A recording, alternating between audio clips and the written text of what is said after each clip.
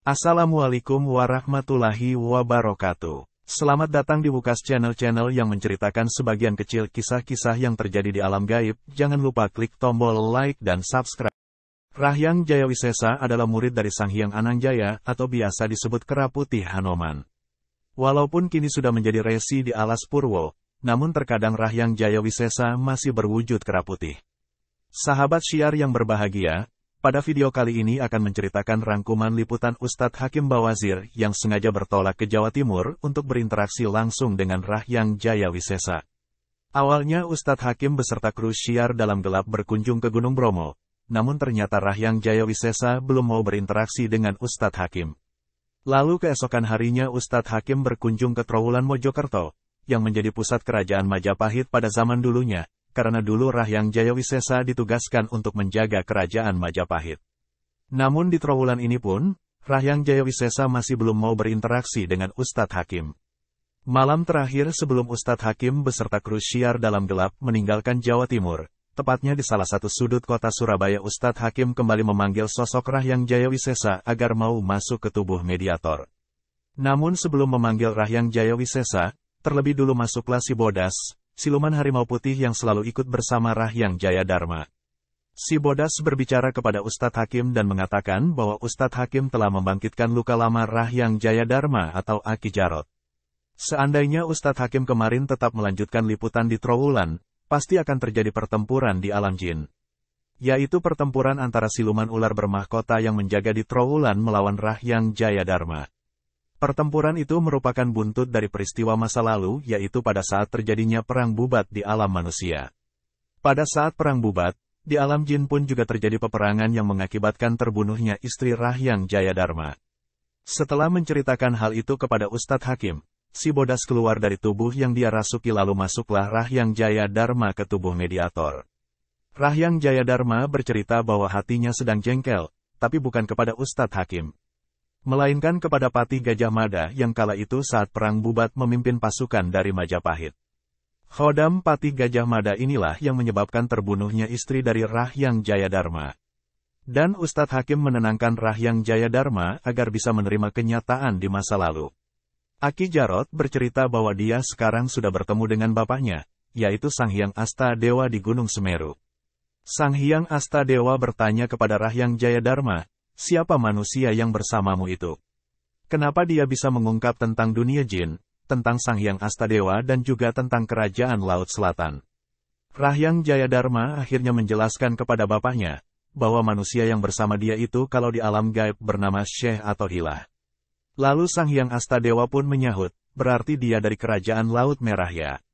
Pembicaraan Rahyang Jayadharma dengan Ustadz Hakim sementara terhenti di situ.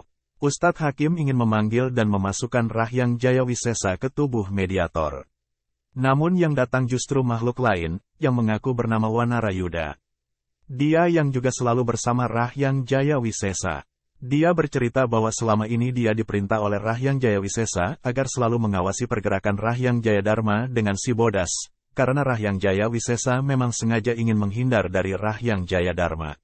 Karena Rahyang Jayawisesa memang sengaja menutupi asal-usul Rahyang Jayadharma. Selain itu Rahyang Jayawisesa juga enggan bertemu dengan Rahyang Jayadharma karena takut akan diajak masuk Islam. Dan liputan pun berakhir tanpa hadirnya Rahyang Jayawisesa. Beberapa saat setelah liputan di pojok kota Surabaya, Ustadz Hakim beserta kru SDG melanjutkan liputan ke Banyuwangi, yaitu di petilasan Ki Buyut Cungking untuk berinteraksi dengan Rahyang Jayawisesa.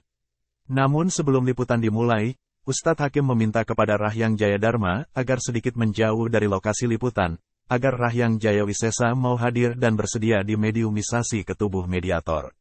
Rahyang Jayawisesa pun berhasil dimasukkan ke tubuh mediator, dan awalnya dia menjelaskan tentang siapa itu Ki Buyut Cungking. Ki Buyut Cungking bernama asli Chunchin, dia berasal dari China. Orang China zaman dahulu biasanya berambut kuncir panjang belakang. Lalu orang-orang di sekitar menyebutnya dengan Cungking yang merupakan singkatan dari Kuncung Wingking dalam bahasa Jawa. Dan jika diterjemahkan ke bahasa Indonesia, bermakna kuncir di belakang. Dia juga mempunyai nama Jawa yaitu Wongso Karyo. Ki Buyut Cungking adalah penasehat Raja Tawang Alun. Setelah perbincangan itu masuklah si bodas ke tubuh mediator dan mengucapkan terima kasih kepada Rahyang Jayawisesa karena sudah diizinkan masuk ke daerah Banyuwangi ini. Si bodas juga meminta tolong kepada Rahyang Jayawisesa agar siluman macan, terutama siluman macan putih dijaga. Jangan sampai dikuasai dan disalahgunakan oleh bangsa manusia seperti yang terjadi di wilayah barat. Setelah menyampaikan permintaan itu, Ustadz Hakim meminta agar si bodas menyampaikan pesannya kepada Rahyang Jayadharma. Ustadz Hakim berpesan kini Rahyang Jayadharma sudah bisa masuk ke badan mediator untuk bertemu dengan Rahyang Jayawisesa. Awalnya memang mereka seperti enggan untuk saling berbicara, namun setelah ditengahi oleh Ustadz Hakim, akhirnya mereka bisa duduk bersama untuk mengobrol.